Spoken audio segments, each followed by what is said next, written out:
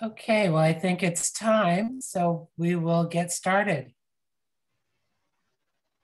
Okay, so thank you everybody for being here. We hope you find this webinar interesting, informative, and or maybe even inspired to take action following the presentation this evening. We will be recording this webinar, and we ask for you all to ensure your microphone is muted unless you're presenting, to ensure that we minimize any distracting background noise. Also, throughout the presentations, please feel free to put any relevant questions in the chat. This isn't required, but if you'd like, you can also note the name of the speaker that your question addresses, and we'll put these to the fantastic presenters that we have with us this evening at the end of the webinar. So just to get going, we were going to give a little bit of background or a little bit of information about San Diego 350. I know many of you will be members of San Diego 350 and many of you won't be, hence the information we have this evening for you. So San Diego 350 is an inclusive volunteer organization building a movement to prevent the worst impacts of climate change and climate injustice. We strive to create a future that supports a livable planet and a just society through education and outreach, public policy, advocacy, and mobilizing people to take action. Our vision is for an informed, mobilized, and united community that is empowered to reduce our carbon footprint and hold our elected officials accountable for creating a low carbon, sustainable, and just world. Our power comes from our alliance with social justice, environment, labor, health, faith, and many other partners. We also wanted to do a land acknowledgement this evening, as this is being presented. I think most of us are in San Diego, which is, so we're standing on the unceded ancestral lands of the Kumeyaay people, the original native inhabitants of San Diego County. Kumeyaay have lived in this region for more than 10,000 years. And Kumeyaay lands once extended from the Pacific Ocean, south to Ensenada, east to the sand dunes of the Colorado River, and north to the Warner Springs Valley. So today we pay respect to the Kumeyaay elders, past and present. Please take a moment to consider the legacies of violence, displacement, migration, and settlement that bring us together here today. And then Marie, I think you were going to say a few words about the public policy team. Right. Hi, everyone. My name is Marie Chen, and I'm going to introduce Oliver, who just spoke before me, and David, who will speak after me. David, Oliver, and I are volunteers on the San Diego 350 Public Policy Team.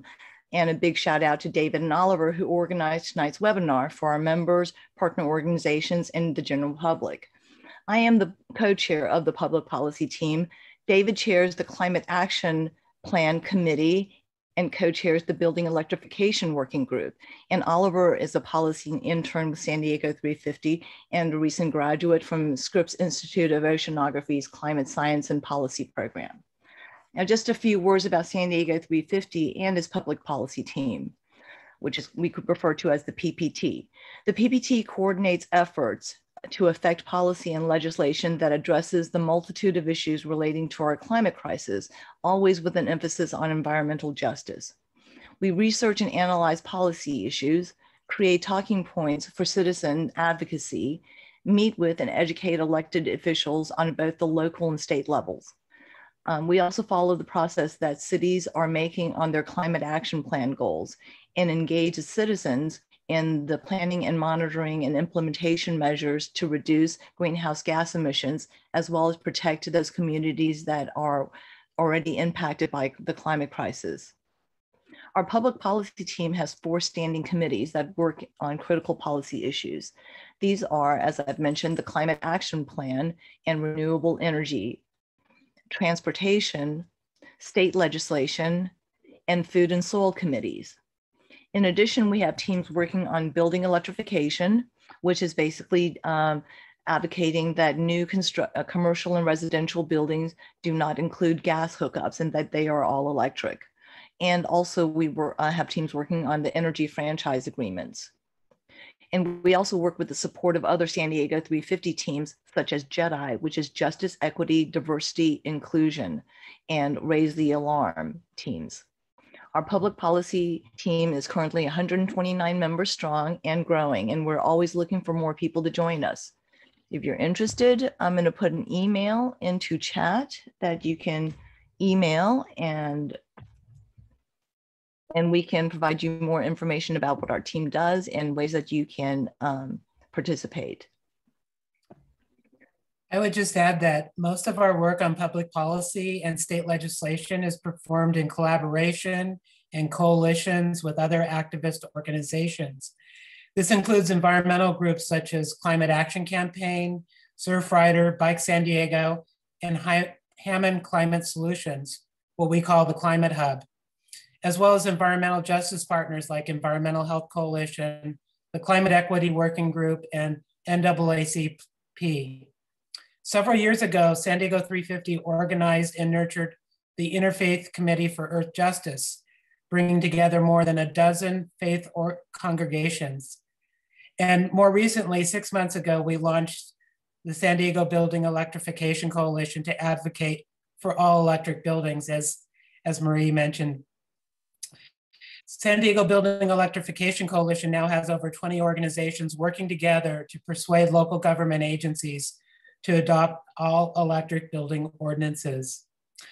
But I wanted to highlight perhaps our greatest collaborative success, which was our campaign a few years ago to establish a community choice aggregation program.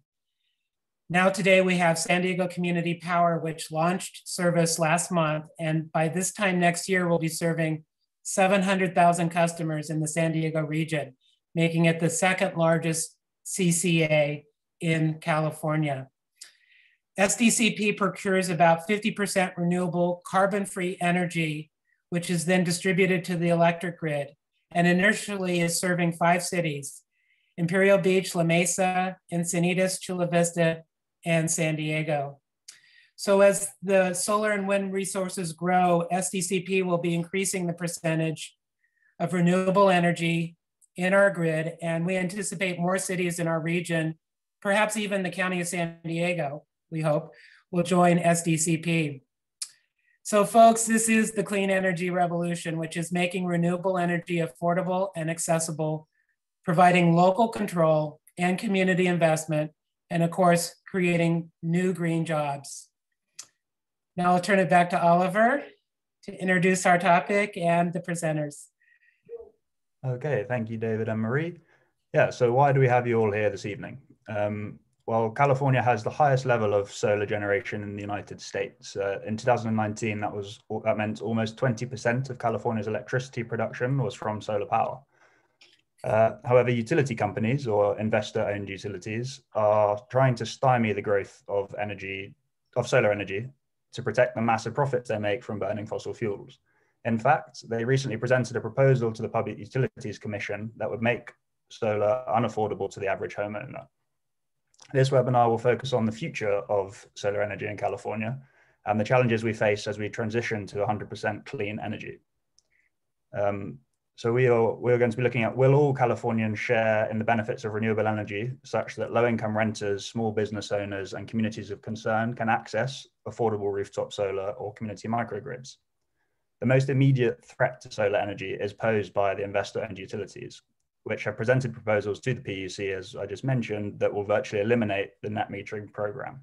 We're going to learn much more about this policy issue from our speakers tonight, who I'm now ready to introduce. So the first of the 4 is Tara Hammond, who is the founder and Chief Environmental Officer of Hammond Climate Solutions.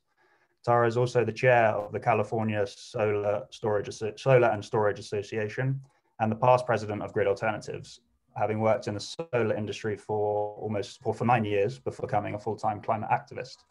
And Tara, if you wouldn't mind, could you perhaps give a little bit more information about the organizations you work with, their broader mission, and some of the work that you're doing at the moment? Sure. Thanks, Oliver. Good evening, everyone. I'm Tara Hammond, she, her, hers pronouns.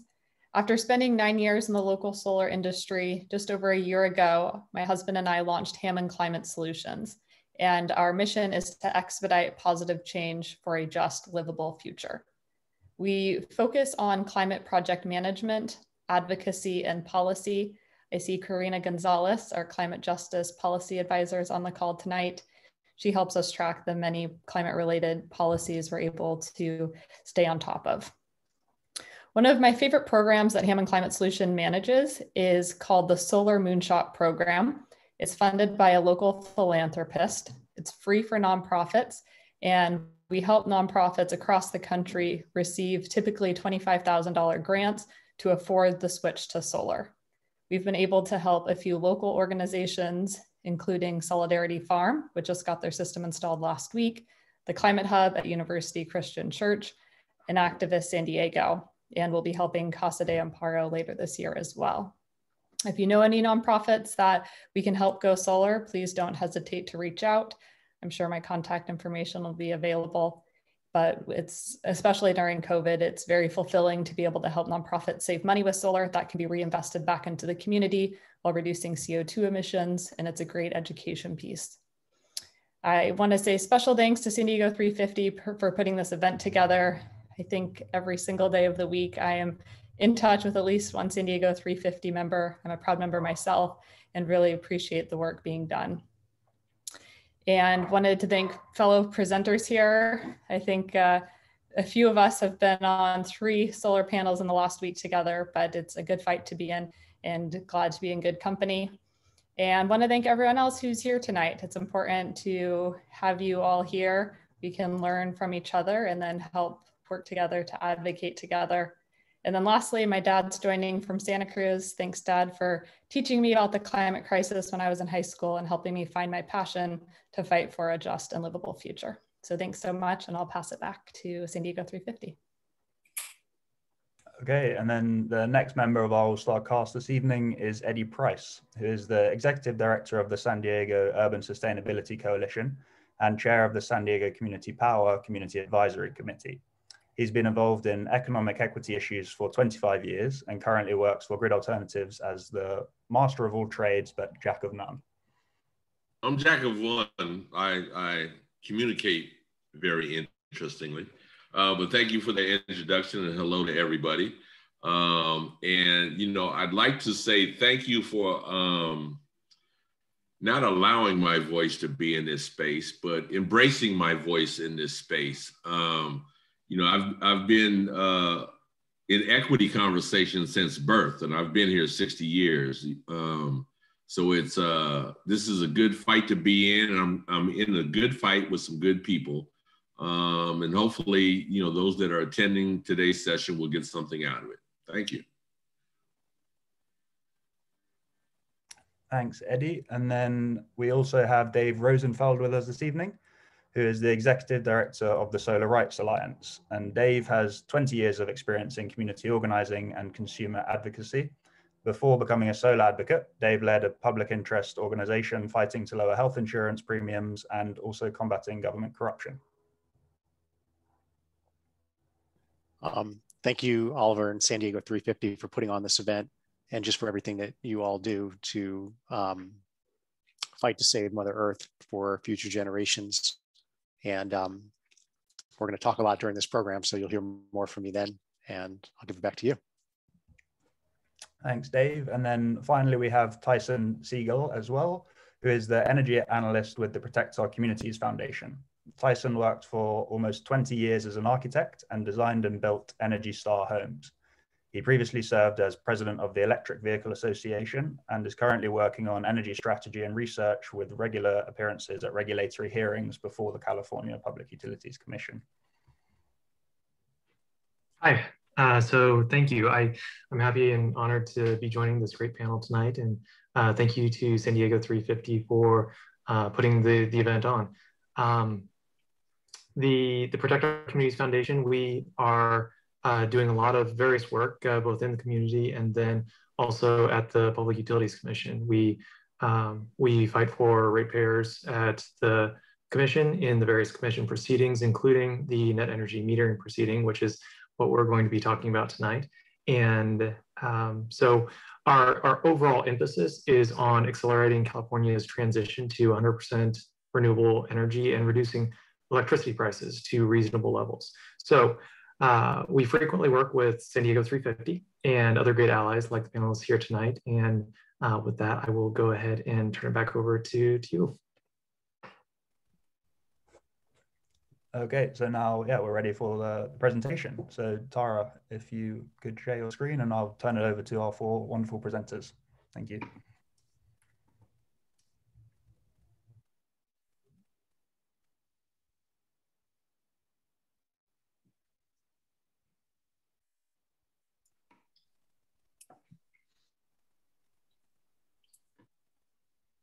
Before Tara starts, I would just add that for anyone who joined late, you can put your questions in the chat and we will have Q&A at the end of the presentation. If your question is for a specific presenter, please also add their name to your question. Tara, take it away.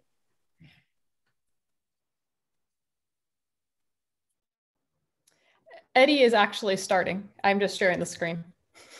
So Eddie, take it away.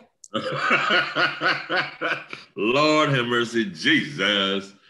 Well, this is a net metering webinar. There's a lot of issues that go on with the utilities, as mentioned before, the community, the benefits, the conversations.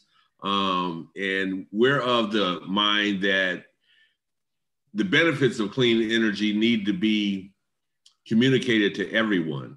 Oftentimes we find ourselves, we're doing battle with IOUs, investor-owned utilities, who have had full unfettered control for over 100 years. So they're not really used to all these conversations and all these groups that are fighting with them.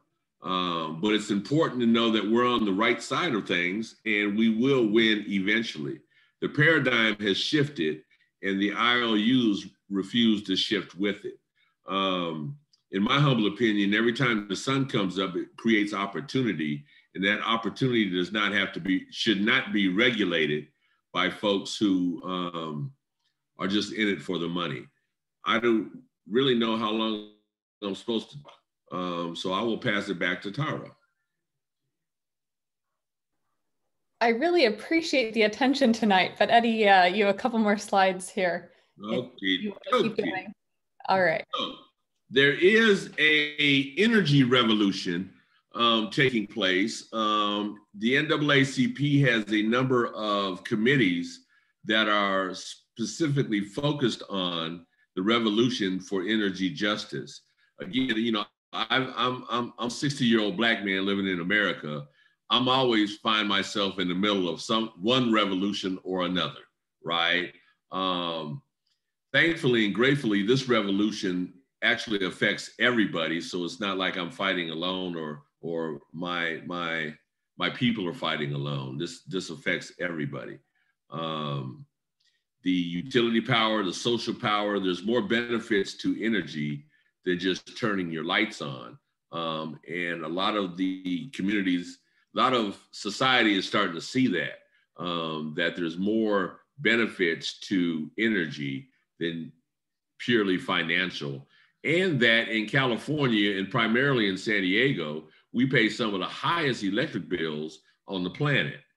And we live in one of the sunniest places on the planet. So that really doesn't make any sense to me. But this fight against net metering that is often legislated by legislators often utilize communities of concern as their bullet for the conversation of why solar is not good for everybody, because communities of concern are bearing the burden of the cost for transmission, which I find also interesting because the IOUs actually set the price for utilities. So if they think that somebody's not getting a fair shake, they have the ability within themselves to change that. The impact of communities of concern for rooftop solar, I work with grid alternatives, so I've seen firsthand how it impacts a one home at a time or one block at a time or one community at a time because of the economics. I had one client, a nice little old lady that was on a fixed income, and we were able to give her solar, so she no longer had to choose between medicine, the mortgage, or food for that month, because she was on a fixed income and the price fluctuates. Sometimes she would have difficulty. And now her lifestyle, her community is stable just because the sun came up and she was able to take advantage of some of these things. So I think it's entirely wrong to lay the the problems and issues of rooftop solar on the people that have it, saying that people that live in communities of concern are subsidizing people that don't. That's a misnomer that really needs to be challenged. I like this graphic because it's a black fist. I'm from Oakland. I grew up with Black Panthers, and it has the energy going through it. There was a lot of power in energy, and I would challenge everybody that's on this call to not just have conversations about these issues with other choir members, right? Other people that understand what this is. Ask your neighbors, do they know? Give this information to your neighbors and other people that you deal with, because anybody that has a light switch, they're involved in this conversation. Next slide, I hope. Oh, I can give it to Tyson. I like Tyson, and I like the way he speaks. Tyson, take it away. Thank you, Eddie. So tonight, we, of course, are talking about net metering. And so as we begin the discussion, I think it's important to understand, exactly what net metering is, or NEM. We're going to refer to it as either one, either net metering or the acronym NEM tonight. And how rooftop solar works with net metering. Net metering is a billing arrangement that allows residential and commercial solar customers to generate their own electricity. The solar customers then share the extra energy that they produce with their neighbors. For the extra energy, the net metering customers receive bill credits. The arrangement is what makes solar feasible and is what made solar increasingly accessible to working class families. In addition to solar, NEM applies to any clean energy generator on the customer side of the meter. However, 99% of NEM installations are solar, because solar is the most affordable, convenient, and manageable renewable energy generator for residential and commercial customers. So for the purpose of this discussion, we will assume that NEM installations are solar installations. So as Eddie mentioned, there are a lot of myths that are being promoted by the utilities. The utilities are now trying to gut this critical policy, NEM, by claiming that the program creates a cost shift between customers.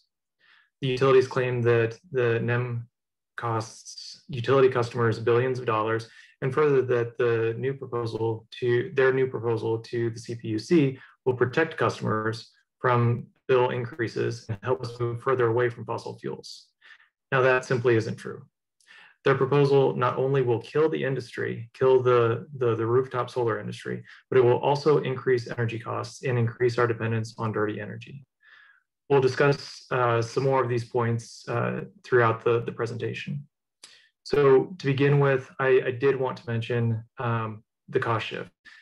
The cost shift, there's going to be a lot of information for you tonight about that. To begin with, though, one of the important things to know is that the cost shift calculation excludes many of the NEM benefits.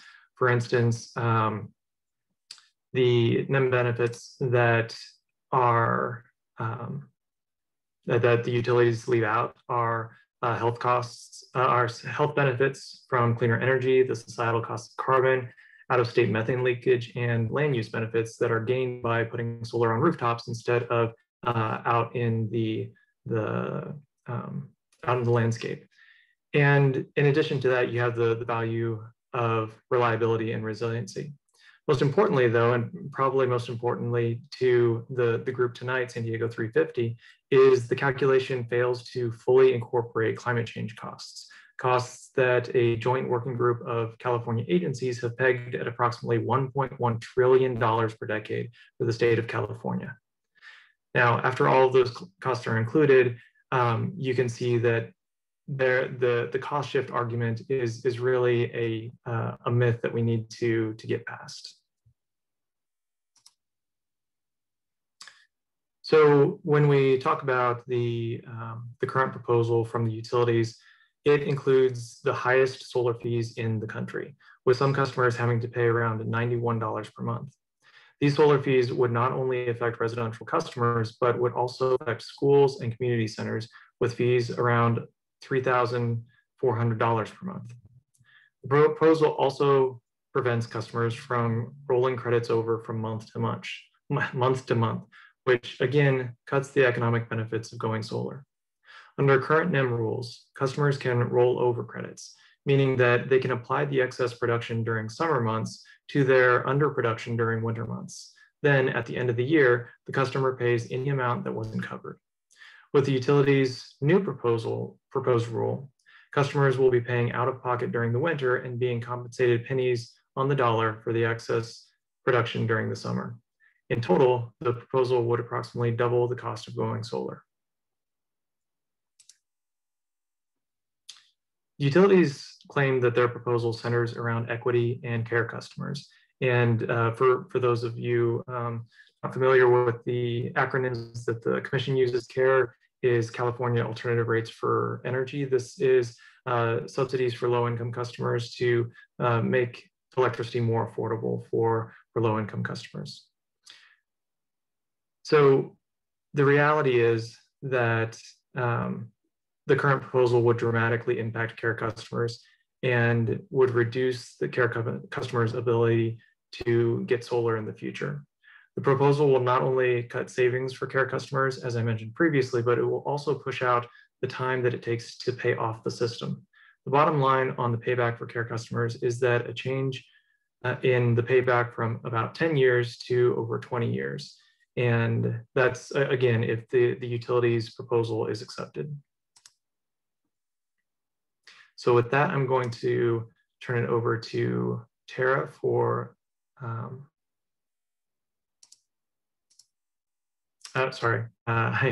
have one more slide that I'm going to go over first.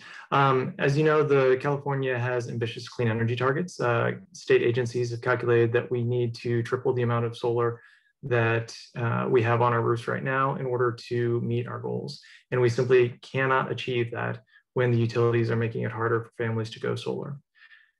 Failure to meet this goal will not only worsen the climate crisis, which we all know impacts low-income communities the most, it will really impact our ability to fight climate change as a whole. So back to you, Tara. Thank you, Tyson. So the utilities right now have a very popular talking point. They like to say that poor minority communities are subsidizing rich white people and going solar. Eddie touched on that. And the reality is utilities have never been concerned about equity and they don't care about solar, despite claiming so. And a recent California Public Utilities study actually had a quote here that says, utilities are inherently incentivized to make investments to drive an increase in their rate base, therefore their profitability. Keep in mind, they are investor-owned utilities. And another quote I wanted to share from the Deputy Director of Energy Justice at the US Department of Energy. Rooftop solar isn't the insult. The insult is placing fossil fuel generation in communities of color. The insult is the disproportionate burden that low to moderate income homes are paying for electricity.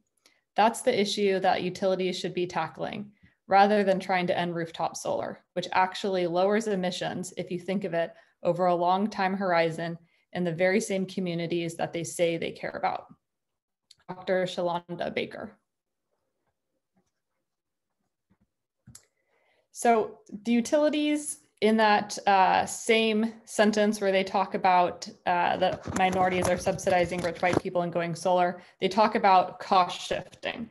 They will only use this phrase, I've only heard it relating to rooftop solar, although they have been approved for millions and millions and millions of dollars of cost shifting. So they say that because more people are going solar, they have entered into these long-term contracts and less people need that energy. So they need to increase rates, which would really increase for everyone if that was the case. Here you will see a chart that actually shows California's energy generation from the last 30 years. So you will see there is not a reduction like they are saying, it's remained relatively flat. So there isn't this need to increase rates to account for people going solar as they are claiming. same logic would be if someone did an LED light, a little bit less consumption, but as we know, we have more buildings today and people are using more energy because it's hotter. People are running more AC. And so that argument we think is completely invalid. And the rate structures that are in place are because the utilities go to the California Public Utilities Commission and ask for these proposals. If they wanted to, they could be creating equity programs or solar programs, but they don't. And so solar really should not be the scapegoat for the utilities' rate inequities.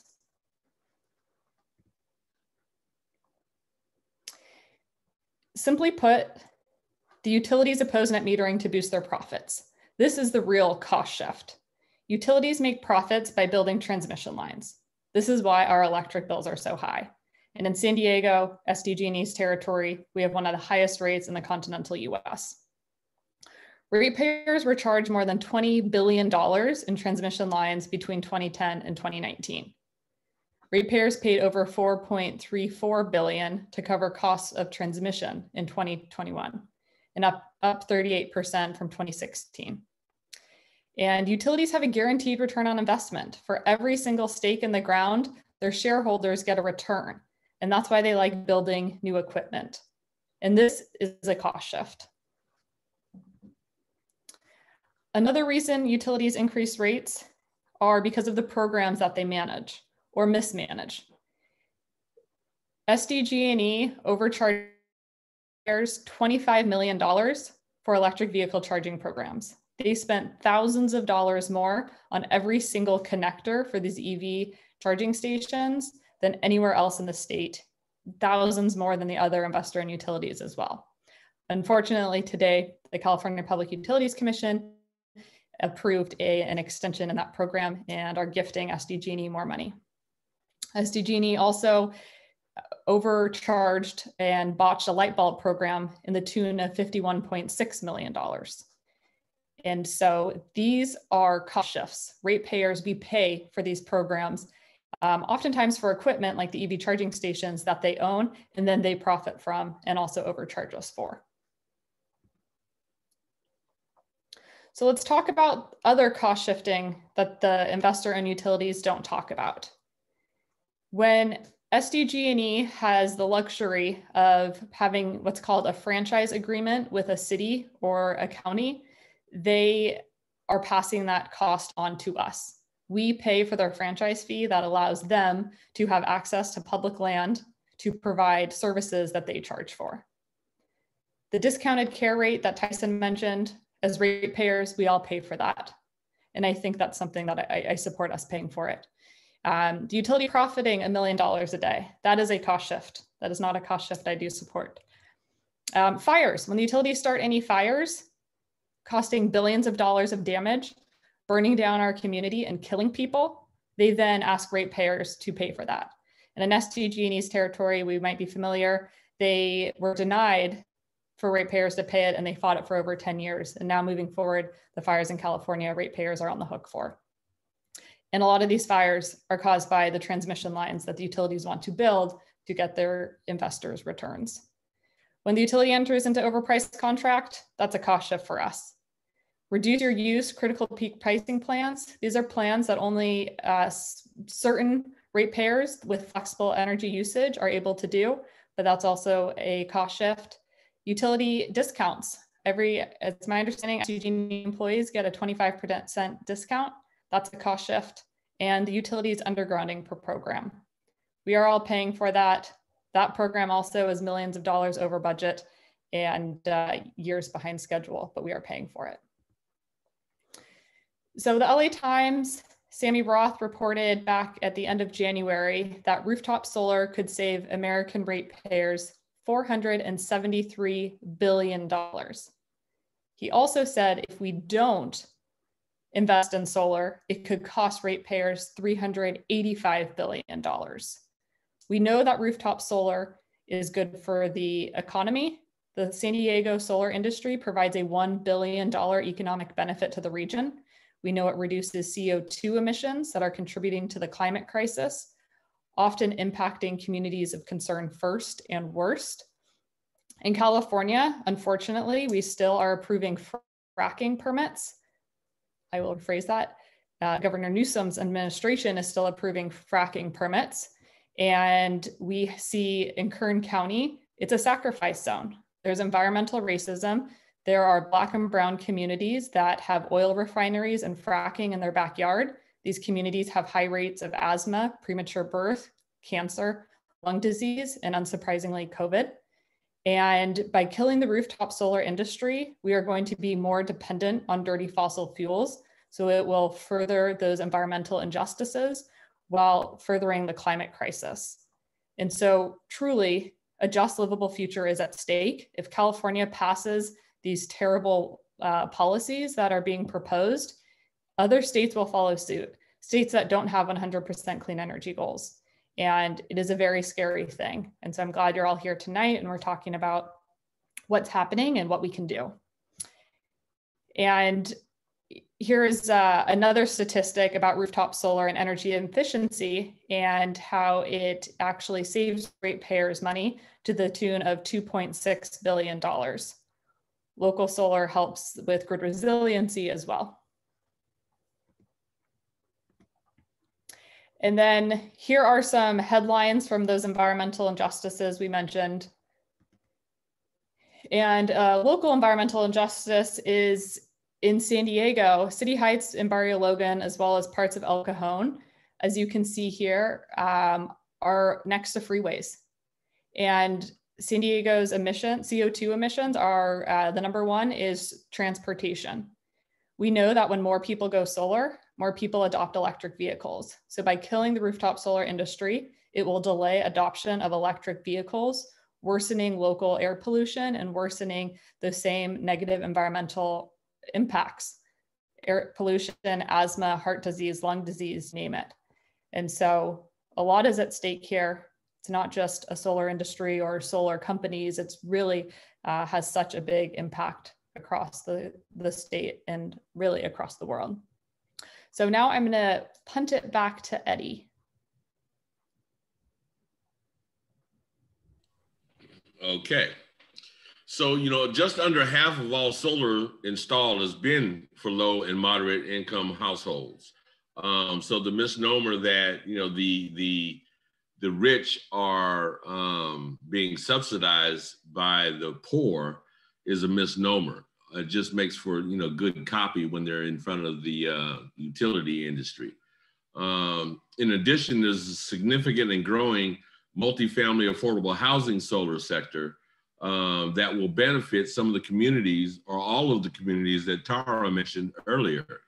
The environmental justice element of freeways. I live in Southeast San Diego, and prior to 1970, there was only one freeway that went through Southeast San Diego. Now there's 4, and they're being widened all the time. And what that does, in addition to the environmental issues, it's also family issues and human issues, because you separated a community, and now they're gang banging against another community over land that's not even theirs. We need to my comments earlier, there's been a paradigm shift, and the utilities refuse to acknowledge that. Solar, renewable energy is just good for everybody, and it's good in a myriad of ways. And the utilities don't want to see that happen. And oftentimes, the utilities have enough money to buy themselves some politicians to institute crazy legislation that looks like it makes sense until you dive into it. And that's, that goes to my point earlier in why we need to talk to more people than just us choir members, right? We need to talk to our families, our friends, the people at the gas station, just to let them know what's going on here. We've installed grid alternatives. We've installed on a few multifamily units, and we were able to train the people that work there. And some of the people that worked there weren't necessarily unemployed, but they were looking to transition to a much higher paying caliber job. Solar provides that. Renewable energy provides that. And so when we say make solar accessible to all, it's not just solar panels on the roof, job development, career development, workforce development. And if solar, the benefits of solar is killed, it kills all that also. It kills all that also. So it's, you know, this is not a siloed issue. This affects a lot of other issues. So we need to ensure that the net metering credit is beneficial to people that adopt solar, and also expand the opportunities for people to get solar and cities to get solar. I'm pretty involved with San Diego Community Power, and one reason is because they're nonprofits. So all those profits that SDG&E is making off of its clients, some of that money will be returned to community programming, and whatever that looks like. You know, I tell people all the time, every time the sun comes up, it creates economic opportunities, right? And those opportunities need to be expanded to communities of concern and all other communities. We can really make this world a really nice place to live. To Tara's point about EV vehicle adoption and how this has the ability to actually kill it.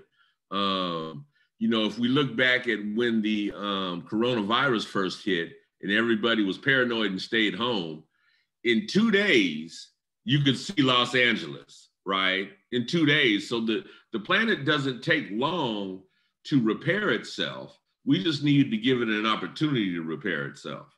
And adoption of renewable energy, as well as EV adoption, will assist the planet in repairing itself. Hopefully I said enough, Tara. Can I go now? You were great, Eddie. And now we'll pass it to Tyson. Thank you. Thank you.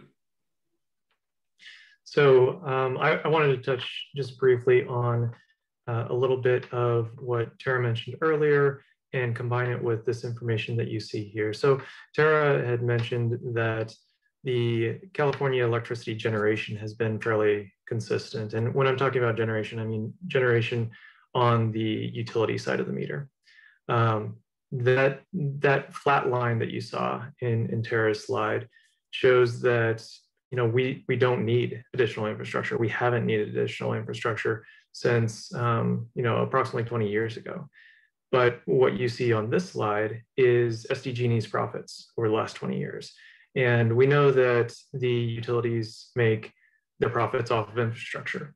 So despite the fact that our electricity generation and electricity delivery has stayed fairly constant over the last 2 decades, the profits have skyrocketed. And what that means is the utilities are continuing to build infrastructure that's not needed. Now, the reason that NEM is being attacked so hard is that it is keeping that electricity generation relatively flat. And so NEM really is needed in order to continue to build the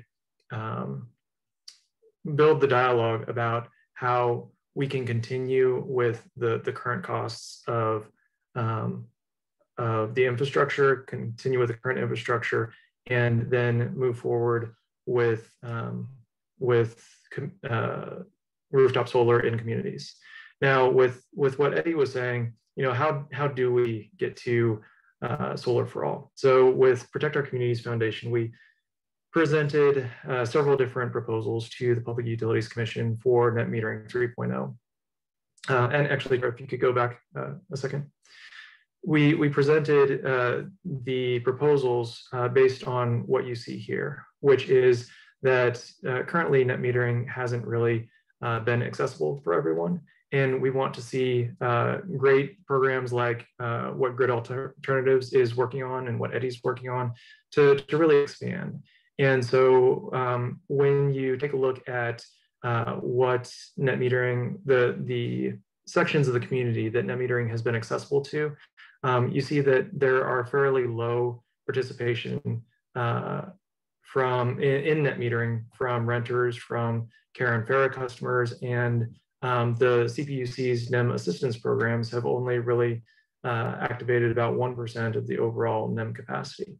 So if you go to the next slide, we have the proposals that Protect Our Communities put forth for net metering 3.0 are very important to frame as how to expand net metering, how to make net metering accessible to all, and how to continue the growth of the current program the way that it is. And so what we have done is we have put together 5 proposals. I'm going to talk about 3 of them briefly tonight. Proposal A is community storage, Proposal C, the carve out for low-income customers and renters, and Proposal D, which is the community solar and an equitable transition. So if we go to the next slide. So with Proposal A, community storage, again, we want to keep net metering 2.0 essentially the same. In this particular proposal, we're proposing a small 20% fee on each net system as it's installed. And then that fee would go towards community storage.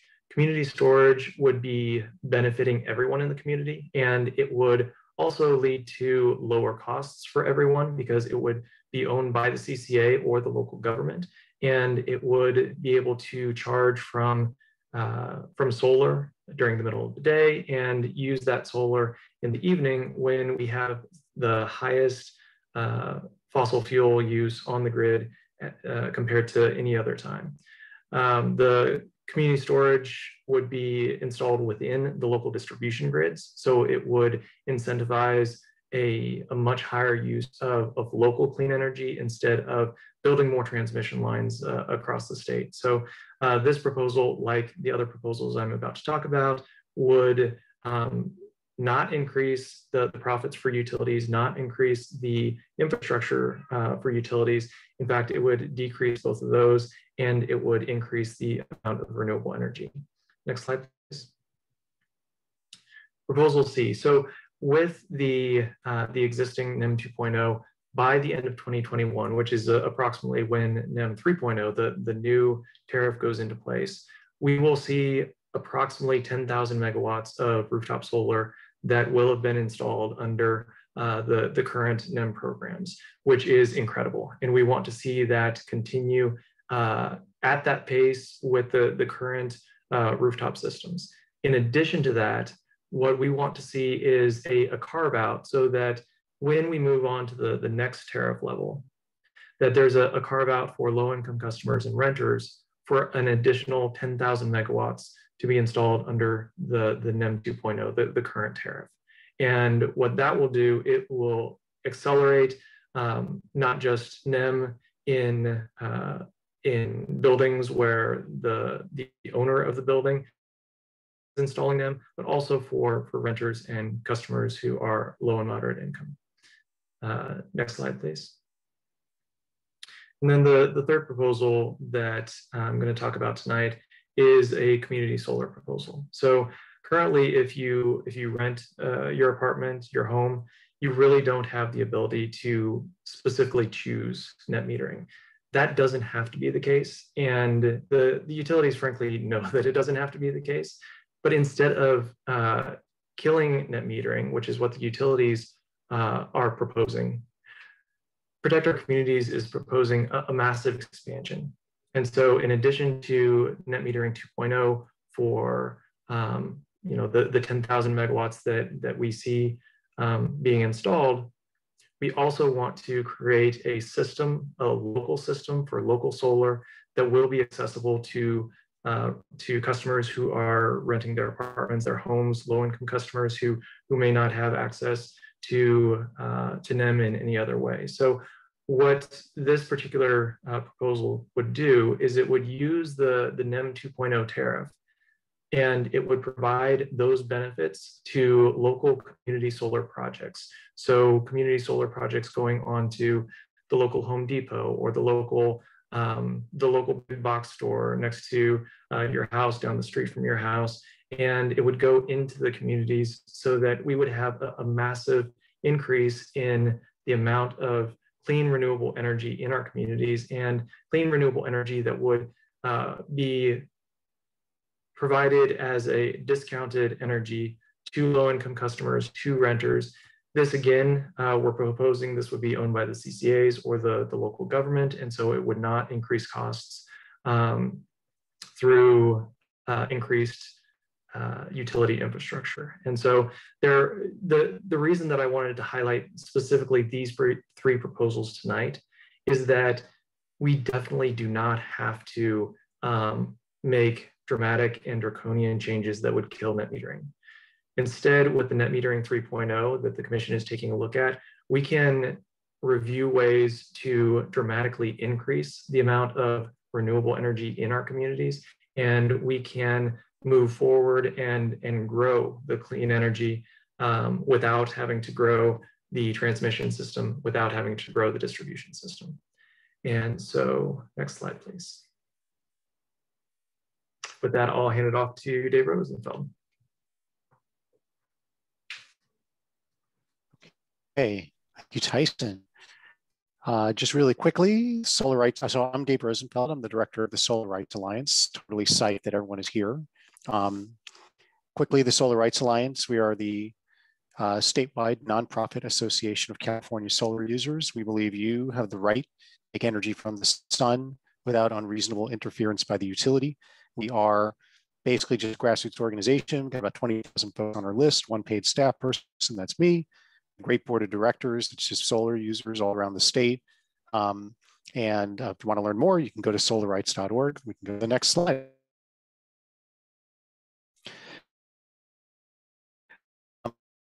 Hearing a lot of stuff, garbage. We've got better ideas in the utility about how to keep solar growing and also get it more into the hands of millions of working communities.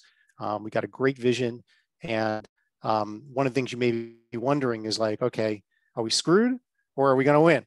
And I'm here to make the case that over our dead bodies, we're going to lose this thing. We're going to win. We're going to need your help, but I want to tell you a little bit about who's already in the mix. So first off, before I talk about this slide, to the shock of no one, we just put out an opinion poll, public opinion poll, and we found out that nothing has changed, meaning that Democrats, Republicans, people who don't care about politics, moderates, whatever you call them, independents, 71% say that the state of California should be doing more, not less, to promote rooftop solar. About 80% support net metering. And even when we tell them the utility arguments against it, something like, I think it's 61% oppose cuts to net metering. Public is with us. And this is even whether you have solar or not. Most people don't have solar. And so it's just an intuitive thing. Maybe everyone wants it someday, and even if they don't, they think that it ought to be growing. So that's first thing. We should always remember people are with us. Second, thanks to many of the people on this call, too many people to kind of point out, we have an awesome coalition. We call it the Save California Solar Coalition. San Diego 350 was one of the first organizations to jump into the fray, the Climate Action Campaign, Protect Our Communities Foundation, Hammond Climate Solutions. All your presenters, Eddie and his like constellation of awesome, badass organizations that are working to bring more solar to people. We're among the early groups that helped to launch this coalition. Now there's over 100 environmental groups, community empowerment organizations, consumer protection groups, unions, veterans groups, the League of Women Voters are basically standing up and saying we need to keep rooftop solar growing. We need to get it into the hands of millions more people. We got to make sure that everyone's got a battery so they can protect themselves from power outages, and we can do that. I can't wait to answer the NRDC question. We can go to the next slide. We're not going to answer it right now. So we got a great coalition.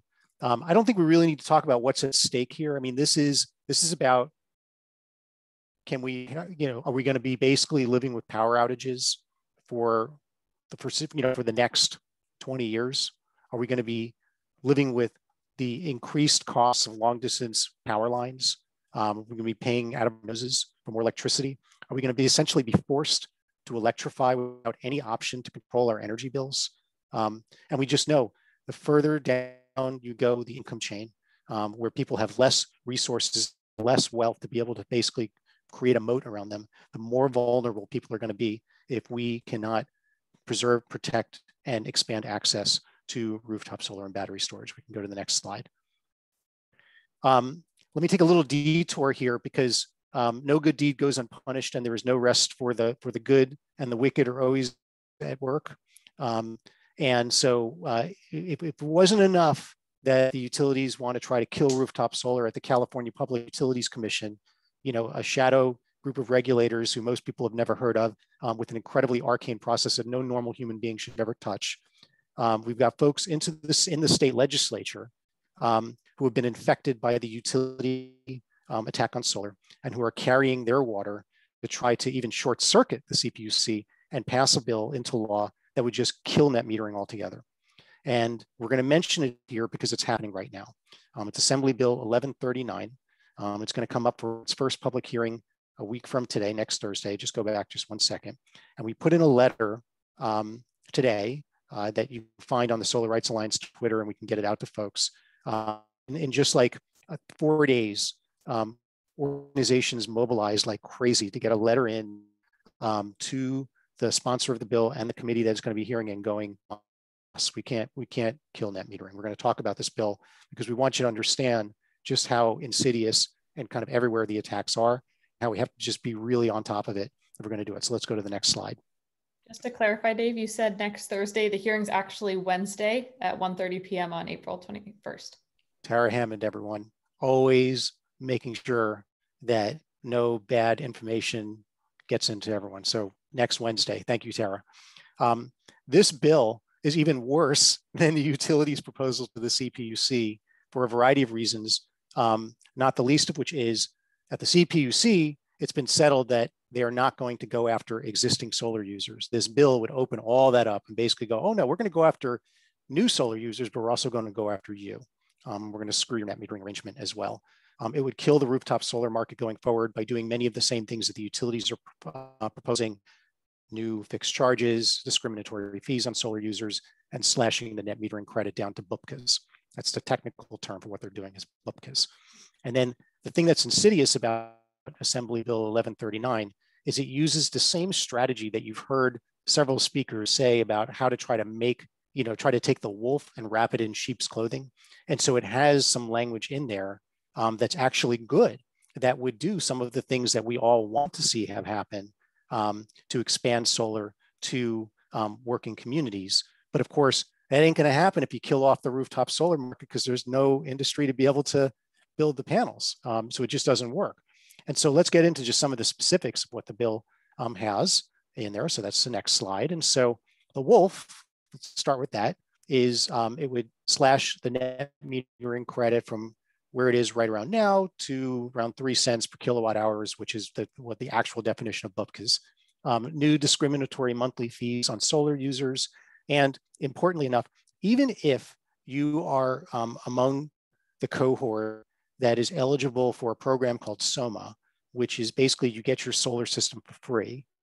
You're in a working community, income eligible. We think it's really important as a society that we go the extra mile to use public funds to get you that solar, that even for folks who get that solar for free, this will wipe out their savings because they are going to also have to pay that discriminatory monthly charge that'll just destroy the savings. So that's the wolf. The sheep's clothing is a lot of the things that you just heard Tyson talk about and Eddie talk about. Increase the discount for care customers, we like that. Strengthening the adoption of solar energy within low-income households and public buildings, we like that. And quicker interconnection, because the utilities slow walk interconnections, especially for battery systems, and delay all that thing. We like that too, except it doesn't matter if those things pass, because if the wolf comes out, it's just a wolf. And so we could just say the equity proposals that you just heard, the guts of the equity proposals that you've heard from the Protect Our Communities Foundation and also from the solar industry, CALSA, and Vote Solar and Grid Alternatives are way better. They're way stronger. They do way more for working communities, and they don't gut net metering. So that's the essence of Assembly Bill 1139. You can obviously look it up online and read the legalese if you're that kind of person. And so let's go to the next slide. David, I'll just reemphasize one thing you said that's very important. This bill would kill all rooftop solar in California. Even the projects where Grid Alternatives uses state funding that ratepayers have paid into. SOMA, the program Dave mentioned, $100 million a year is in that pot of money. Not a single penny would be used because it would nearly double the cost of someone to have free solar than had they not gone solar. Their electric bill would double because of these fees. So this is against current law, which is supposed to allow solar to grow sustainably. New law can trump previous law, but it would completely kill the industry. And they have said it would create tens of thousands of jobs. I've spoken to local solar companies and they all fear that they would be completely out of business if this were to pass. Lies. It's all lies. They have no scruples here. Okay, so as Tara had just said, and thank you, Tara, again, is next Wednesday at 1 p.m. is the hearing. You will probably, if you're dialed in to San Diego 350 and other groups, and you want to go and speak and testify, you'll get plenty of information about that. So what I want to do now is just move back to the main thing, which is to fight to make sure that the California Public Utilities Commission does not gut net metering. The reason why I wanted to move back to that is because although we absolutely have to defeat Assembly Bill 1139, it is really a distraction. It's an attempt by the utilities and their henchmen and henchwomen to distract us from the main fight. So while we do have to fight on both fronts, you're going to get plenty of info. So if you have time next week to weigh in, you will. But what I want to do is just make sure everyone's crystal clear. If you can really just do one thing, I'd prefer if you focus on how we're going to win at the CPUC, because that's where the fight is. If you do nothing else, it'd be sign the petition at savecaliforniasolar.org. Many of you probably have already done this. Sign it, share the hell out of it. Over 20,000 people have already signed this petition. When you sign it, it goes directly to the governor in real time and the CPUC in real time. Over 20,000 people have done it over the last month and a half. Our goal is 150,000 people by the time we get into the summer. And you can help do that by signing and sharing the hell out of it. If you're a social media kind of person, share it on that. If you hate social media like me, then just make copies of the petition and put it on people's doors. We don't care. Just do whatever you want to do. If you don't want us to go to this petition, you want to make your own petition, make your own petition. Like, just get the damn petition and get it into the governor's hands. That's how we're going to get to 150,000. If I may, Dave, you see that picture that we have on the screen right now of that elderly black man? And this is an equity conversation. He's a client. He's a client of Grid Alternatives. He's one of our first clients.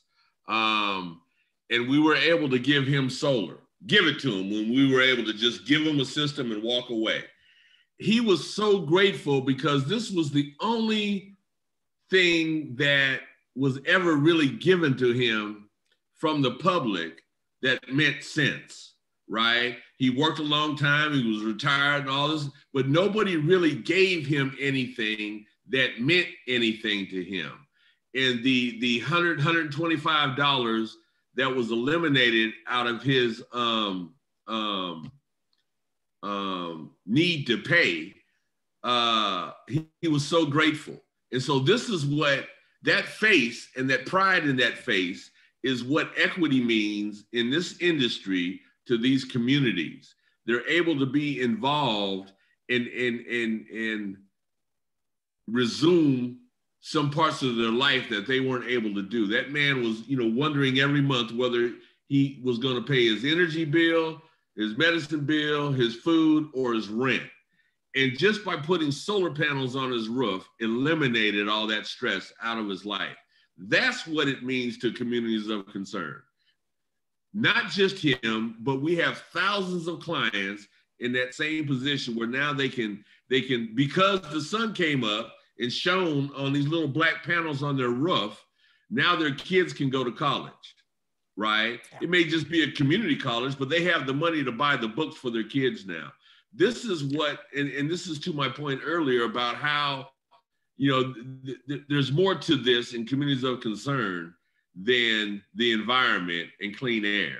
There's also a human element to this where people can actually live a better lifestyle. So I'm sorry, every time I see his picture, I feel some kind of way. And I just wanted everybody to know where that feeling was coming from and what equity that we often throw about like it's just another sexy, cute word. It really has a meaning. And that face that you're looking at right now on the screen is the meaning. Thank you. Thank you. That's the story. Yep. I will not add to that. that is the story right there. I mean, it's beautiful, right? And so I'm just going to segue right back to this thing that I think Eddie has just said perfectly, is after you sign the petition, if you're involved in organizations, this could be your church, right? So you're obviously involved in San Diego 350. Many of you are involved in other groups. Take a look at the list of endorsers for the campaign. You can go to the website to do that. And if you've got a group of people and you think that they might see some self-interest here or some skin in the game or some sense of this is a fight that they ought to put their stamp on, ask them to endorse the campaign. On the take action button, that'll help you do that. And if you have questions, you can contact any of the people here and we can get your local organization plugged in. And then the third thing, and if you're already involved in San Diego 350, this, you can do it through them, you can do it through whoever, but and so we're just kind of like an umbrella trying to just get the word out. Think about what you can do beyond that. We've got lists of people you can text and call. We want a steady drumbeat of people testifying at the CPUC every 2 weeks for the next 6 months. It doesn't matter if it's 2 people doing it or 1 or 10. By the time we get to the summer, it's going to be hundreds.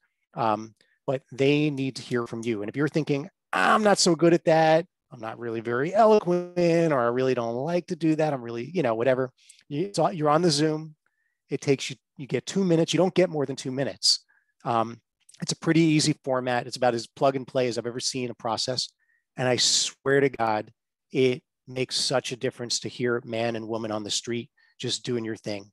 We got talking points for you, but honestly, that from the heart, whatever it is that you have to say about this issue, we want them to hear from thousands of people live in person on the Zoom every 2 weeks. And that's my biggest pitch, is think about doing that at least once. And frankly, you could just keep going back and doing it. We got people who they show up every single 2 weeks and just keep this in their face. We cannot let a handful of special interests and a tiny handful of just completely wrong people overwhelm the fact that just everyone is on our side. So think about other things that you might be willing to do here. And that's my thing. Thank you. And if I may add just one last thing, and it kind of goes to what Dave was talking about. I have solar on my house. My neighbors have solar on their house. And I don't really know my neighbors, right? But I stopped them one day and asked them, were they aware of what is going on with net metering and things? And they didn't know. And they got extremely pissed off, right? That what they got solar for is being slowly taken away from them, right? So I say that to say, if you know somebody that has solar, just ask them, have they heard about this? Because they're going to be dramatically affected, right? If you bump into somebody at school, it may be an opportunity to speak to one of your neighbors, right? To say, hey, have you heard about what's going on here? Because you never know where there is a David looking for a Goliath. They might just be home watching soap operas and you may be able to be the fire under their wings. So I just want to add that also. Well, thank you, everyone. I really want to thank our presenters today. In just a minute, we'll start the Q&A session. Before then, I just wanted to let you guys know about a couple of events we have coming up. There is a town hall with Joe LaCava, who is the council member for District 1 in San Diego, on April 21st at 5 p.m. Then we have a transportation webinar about reimagining urban spaces for how we want to live now. And that's on May 4th at 5:30 p.m. You can register for these and upcoming events at sandiego350.org. I'm going to put the direct links into chat so that you can register for them tonight if you want to. And I am going to put one more plug in for joining San Diego 350's public policy team.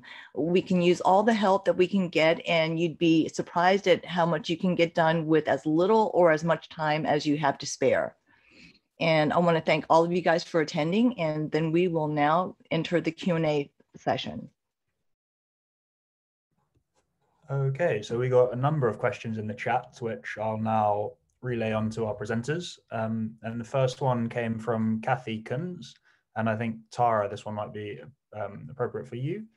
Kathy asks, rooftop solar provides energy during the daylight hours. I understand that there is excess energy available during the day. The need for energy is during the evening. Does this mismatch of supply and demand affect the net metering issue?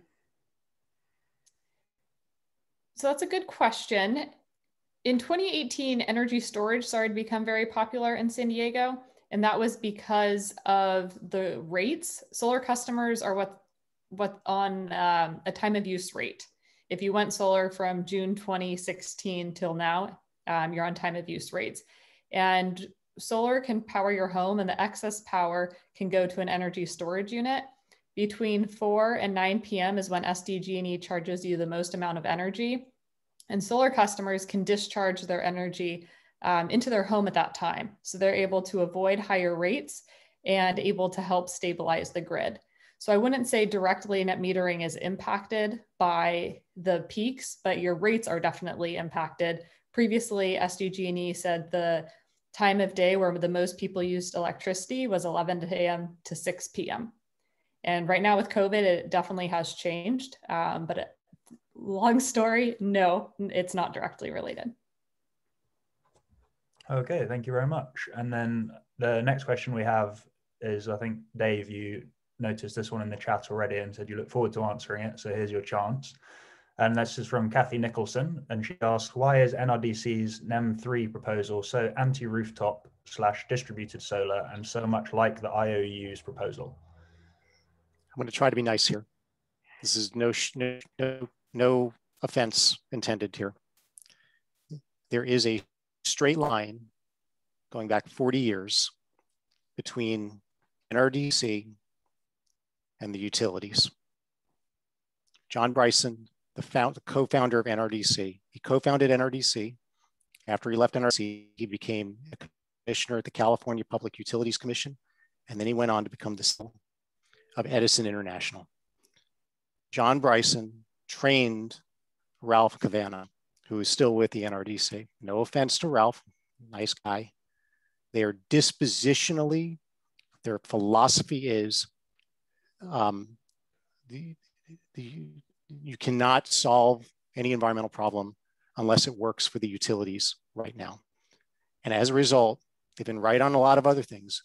But anything related to energy, they have been wrong.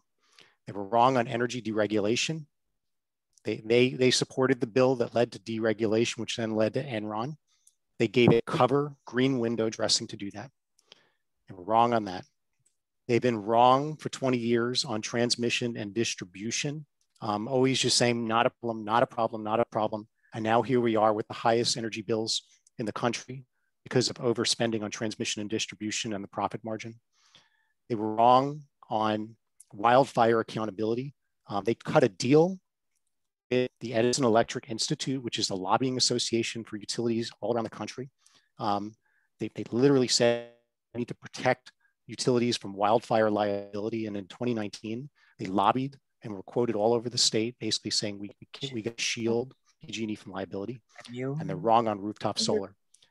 As early as 2014, they cut a deal with Edison to go out and start attacking rooftop solar, not only in California, but all over the country. And the merits of their proposal, what they're proposing, is essentially very similar to what the utilities are. New fees on solar users, kill the net metering credit, and then they claim that they can resurrect the market for working communities through the best way to describe it is a Rube Goldberg machine that would try to make up for it through some kind of subsidy that would be funded through the discriminatory charge, except they're not going to collect any money from that discriminatory charge because they have killed off the market. And yet they claim that this is going to work, except the only people that have ever made it work is in a little test tube in their brains, in PhD brains in their offices, ignoring the actual realities of the market. That's the kindest thing that I can say about what's going on with them. And it's really unfortunate because there's other work they do that's fantastic. And I know that many of you all work with them on other issues, and that's fine. On this one, they're just wrong. And unfortunately, I am happy to be the one to say this is why they're wrong, is dispositionally going back to the very beginning. They've just made a decision about how they're going to ally with the utilities. And so this is what you get. Thanks, Dave. And the next question came in from Don Wood and Tyson. I think this one might be for you. The question is, if every rooftop solar customer had to pay the utility an additional fee of 20% of the cost of their new system to be used for new community-wide energy storage systems, what would that do to their project payback projections? Why not just install a battery at their homes then when they install rooftop solar? Wouldn't that be cheaper? So, Don, thanks for the question. I think that there are a lot of things that go into what we proposed. And to begin with, the proposal is just for new net metering systems. The cost of solar has come down immensely over the years. I believe that the cheapest that I've seen at this point is Tesla is currently offering $2 a watt for solar at that cost. And then comparing the savings that you'll have to the amount that you would pay to the utility if you were to not install solar, you just will have a very, very quick payback on rooftop solar, which is the way it should be, honestly. If you paid then an additional 20%, the amount would still be less than if the investment tax credit from the federal government didn't exist. So the cost is still very affordable. And at the same time, if this was to be adopted by the commission and we did have another 10,000 megawatts that were installed on rooftops across California, then what we've calculated is that we would see approximately half of the needed statewide battery installation simply from the net metering program. It's fees that customers other than NEM customers would not pay, and yet at the same time NEM customers would have still an incredible value from going solar. It is a very small fee compared to what the utilities are proposing. And the other piece of it that you're asking about is, would it just be cheaper to install a battery on your system? Our proposal is that regardless of whether or not you install the battery, it would be 20%. But it actually is a lot more costly to install a battery than just another 20% on a system based on the average size system and the cost of batteries right now. The cost of batteries, I believe, especially at the residential level, is going to come down dramatically in the next 10 years. And so I see a lot of customers, the best way to move forward at this point would be to absolutely install solar as quickly as you can. And then in another 3 years, 5 years, 7 years, take a look at buying a battery at that point for your system, because I think that is the point in time when we're going to see some very attractive battery prices for residential solar. And so I think that really what the proposal would do is it would provide huge benefits to the community, huge benefits to the energy system as a whole, and it would also result in an enormous amount of additional clean energy benefiting California. Because if you have that much additional battery power, and what we're talking about is about 22 gigawatts worth of batteries over the next decade, if this proposal were to be accepted, you would have on a daily basis 22 gigawatts of solar that could be charging those batteries during the middle of the day and then discharging in the evenings or in the night when fossil fuel is used right now. And so the way that I see that proposal is really a win-win for the state as well as for NEM customers, because it would allow NEM to continue to grow very quickly, and at the same time it would create benefits for the entire community. If I may, I just had an epiphany. I'd like to congratulate everybody on this call and everybody that is on this side of the fight, because you are considered a revolutionary fighting systematic oppression, okay? Systematic oppression and the results of systematic oppression is not just a Black thing, it's a thing, right? And systematic oppression is basically, it's not cultural, it's economic, right? And anytime there's a system that is economically oppressing growth, economically oppressing education, economically oppressing anybody, that is systematic oppression. And I think to Tyson's point, you know, some of the people on the other side are really nice people. I know some of the people that work at SDG&E and work at other things, they're actually nice people. However, the system that they're operating in and that they have embraced and committed to is oppressive. And that's what makes the relationships that I have with these people interesting. So I just want everybody on the call to know that you're actually a Black Panther, whether you know it or not, and I appreciate that. So everybody throw your fist in the air and say Black Power. Hey. And with that, Eddie, I think this is a good time to take a group photograph. So why don't we have Marie tell us when, and people can turn their cameras back on if they want to be in the photograph. And then after the photograph, if you want to stay on, we're going to take maybe 2 or 3 more questions. How's that sound? Because we are running over time. Well, I really appreciate everybody. Oh, we were going to take a couple more questions if people want to stay on. Oliver?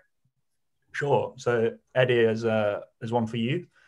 And the question is, where does funding for social equity solar programs originate from? Is this funding increasing annually at the pace needed to close the equity gap?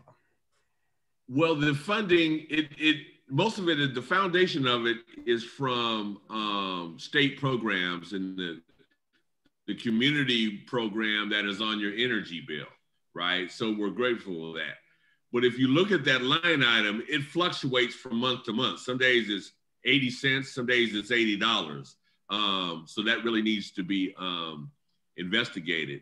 The rest of the funding comes from foundations and a few companies. We get absolutely, relatively nothing from the IOUs, right? And if we do get something, we have to compete for a $25,000 grant to become an equity champion or energy champion or something. So it's it comes out of the bill, and it will do the same with CCAs. But you know, I think to Tyson's point, as somebody said earlier, that's a good thing. You know, some taxes I don't mind paying if what the tax is going for is a good thing. I don't mind paying for that. But if it's just going to line somebody's pocket, I got an issue with that. Hopefully that answered the question. Thank you very much. And then I think we've probably got time for one more question, which might be appropriate for Tara or Dave. And this is the growth of CCA programs across the state and right here in the San Diego region offering improved NEM programs for their customers as compared to the utility companies? Yes, Solana Energy Alliance has been operational for a couple of years now. They offer much higher wholesale credit. So when a solar power system overproduces, you have an annual true up, and that excess credit SDG&E gives about 3 pennies for per unit of energy, where Solana Energy Alliance was giving about 8 cents.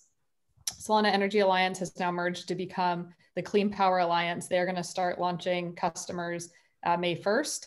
San Diego Community Power just started launching municipal customers on March 1st, but the net metering rates have not been settled yet. However, David Harris, Eddie, and I are all on the Community Advisory Committee, and we look forward to advocating for very strong net metering that will support net metering, support solar, and especially support solar in communities of concern. And if I could add a little bit to that, one of the keys here with the new tariff that is being considered at the Public Utilities Commission, if it changes dramatically, if the net metering tariff changes dramatically, that will affect the way that community choice energy programs are able to fund their net metering programs as well. Because if the utilities are paying significantly less for net metering, then just in order to compete, the community choice associations, for instance, San Diego Community Power, will have to lower their net metering payments as well, just to compete. So this is not just something where it's going to affect the IOU customers, it's going to affect the IOU customers and the CCAs. It's going to affect, you know, everybody who buys electricity.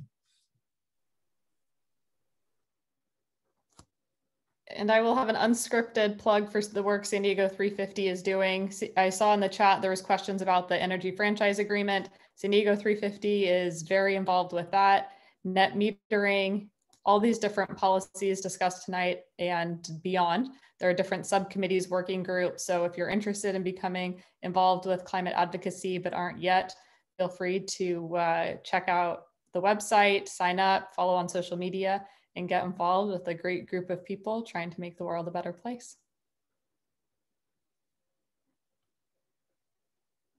So Oliver, David, I don't know if you had an ending. I just thought I would mention that since these are all topics discussed tonight, but San Diego 350 is playing a great role in the community and advocacy space for it.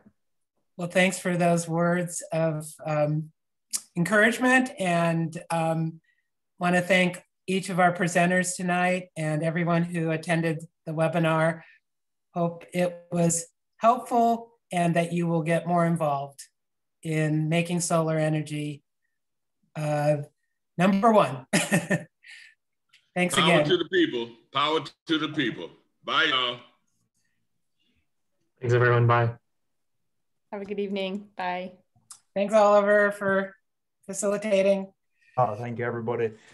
Thanks for your help as well, David. You did most of the work. So.